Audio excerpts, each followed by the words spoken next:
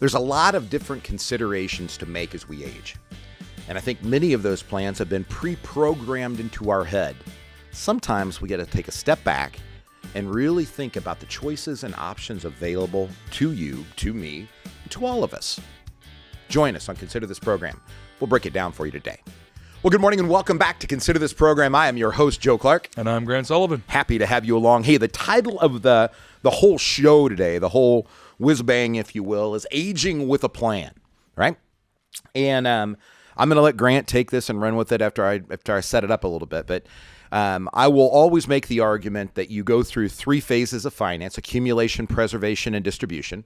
My focus has always been on distribution planning. How to help people get the money out, paying the least amount of taxes, the most reliable income stream that they can get.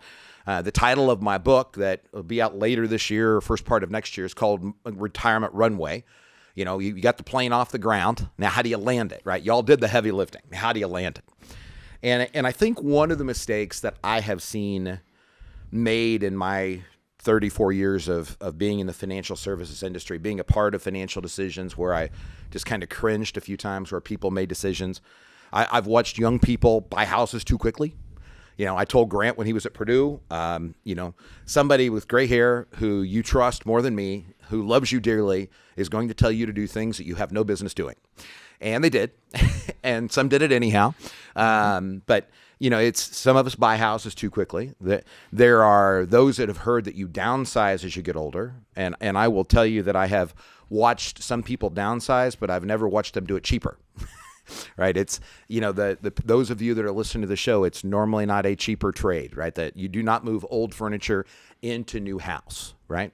But I do believe one of the major fallouts in this, Grant, is that people presume that they're only going to make that move once. Right. Right. And you've got to, I mean, if you move when you're 50, like we did, Barb and I'm 54, we moved when we're 51, right? I would love to tell you, I mean, the house is designed for us to be able to die in, but I doubt if it happens because I know all of the other options that are out there. And, you know, hopefully that's 30, 40 years away, right? Mm-hmm. Things change. And I think we've got to be able to be adaptable to understand those changes that take place, right? So when you talk about where to go when you age, you can talk about location or what we would call domicile. Right. You can talk about the type of community. You can talk about the weather that you need. There's all sorts of stuff that's inside of there. So go ahead, Grant. Absolutely. And thanks for teeing that up, Joe. I feel like I should just yell out for all those that may get hit by this stray ball we're about to toss in the air. But really, it comes down to where is such an important logistical perspective. But one question, Joe, I've seen you do, or what seen you ask very importantly inside of a meeting is, we had a family come in. They were talking about how they're moving out of state. They were gonna follow grandkids. They needed the sunny weather. It was west, low humidity, good heat. And Joe asked the important question of, so where do you want to be in your tax return? And it jarred the family. They were like, well, what do you mean, where do I be in my tax return, Joe? Here's our $1.5 million, just make it work. And we so often get wrapped up in the act of your life after work that we forget you have to actually focus on where you want to be from a tax perspective, from an investment perspective. And so the location matters, right? So if your dream is to be in Florida or Arizona or Texas or be out there in Colorado with the family, that's important. But like Joe said beautifully, it often does not cost you less to downsize. And for one of my families, Joe, and for one of our families at FEG, it cost her almost $250,000 more to downsize. Yeah, it can be quite expensive. The other part of it, and let's turn it up, that's what I would call level 200, maybe a level 300 class. Let's go to level 400. Okay. All right.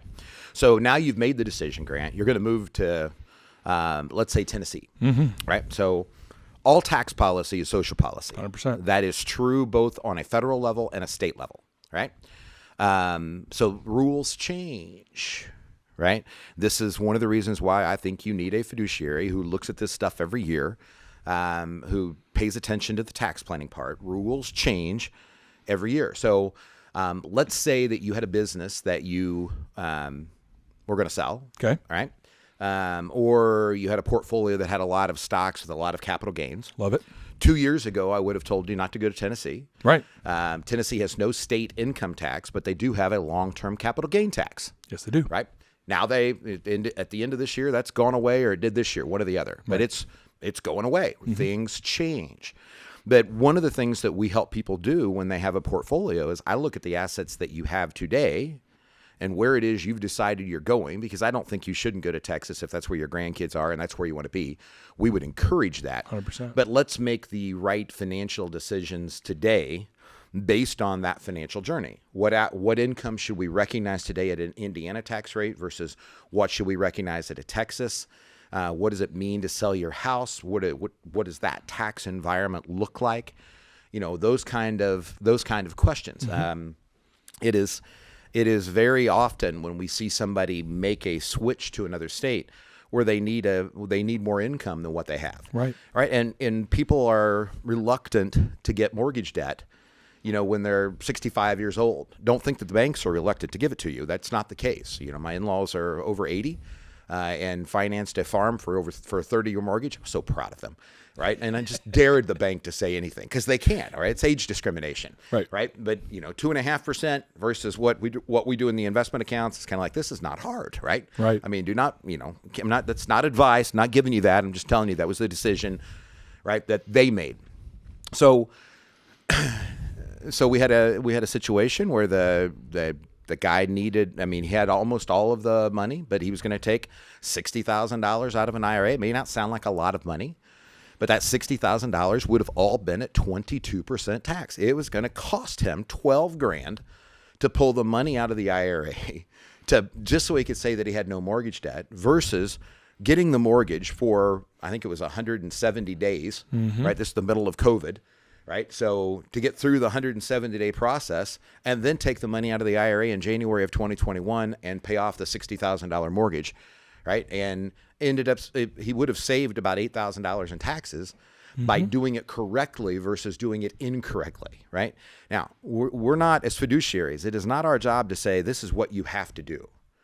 Our job is to treat your money as if it were our money and we were in the same situation.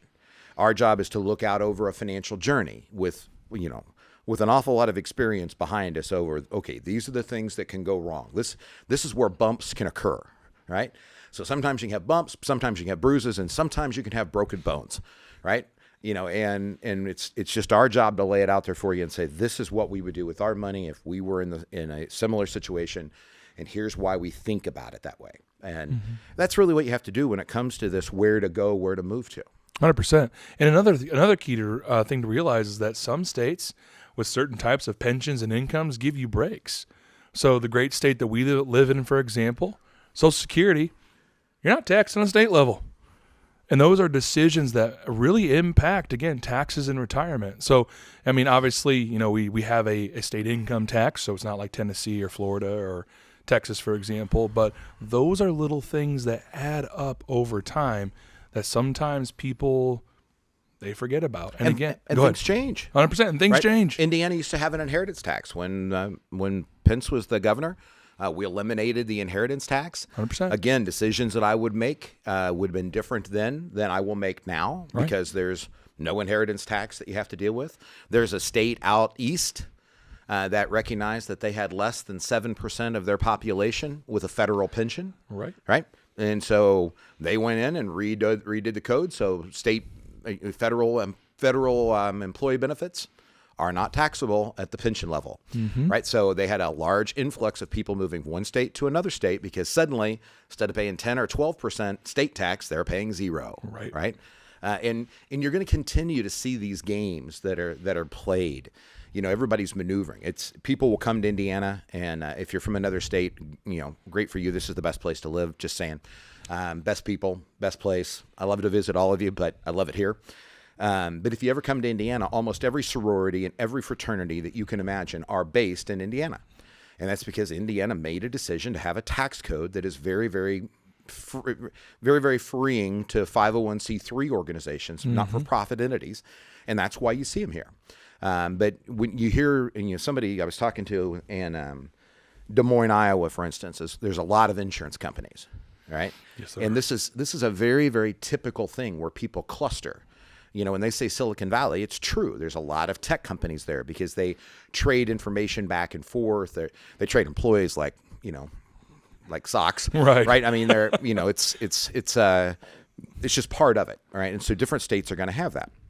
One of the things that you really need to do inside of your trust is probably come up with a list of these are places where I want to be able to go, and these are places I don't ever want to go, right? And and just have that discussion with people before somebody else has to make that decision. Right. There's a place in Lafayette, Indiana. We've got a big office up in Lafayette called Westminster, and we got people there right now. And you've got essentially a trifecta, right? So you've got essentially living on your own. Then you've got assisted living, and then you've got a care center if you have, a mental issue that's going on, dementia or whatever. Right. And they've got their own little hospital kind of attached to it. So as things change in your life, you don't have to leave. Am I going to be there at 70? Probably not. Might I be there at 80? It's possible, right? And I think you're going to see more of those type of places come to your house. I guess if anything, I just want you to take away from this, there's a lot of things to think about before you move, right? That you really need to be aware of. You need to be intentional about it, like you need to do with all of your financial stuff. You need to look at both sides of the financial journey, where you are today and where it is you're going or where you want to go, what it's going to look like, so you know which assets to use, which assets to sell, which assets to give away, right? What to relocate. You may want to do your charitable contributions in a different way based on where you are today and where you're going to go into the future. There's a lot to consider, but please also be aware that this may not be your final move. Even if you're 55 or 60 years old, it may not be your final move, and you need to have that as part of the equation as well. It's not things you can just one and done kind of deals. Hey, go to yourlifeafterwork.com, get signed up for a Next Steps meeting. It's 90 minutes. It's complimentary. You can sit down with Grant or Dean or Aaron or somebody on our team. They'll give you things to consider today, things you're going to want to consider in the future, and if we choose to partner together, what FEG will do for you, and we'll put it into writing. You can go to yourlifeafterwork.com or call us at 800-928-4001.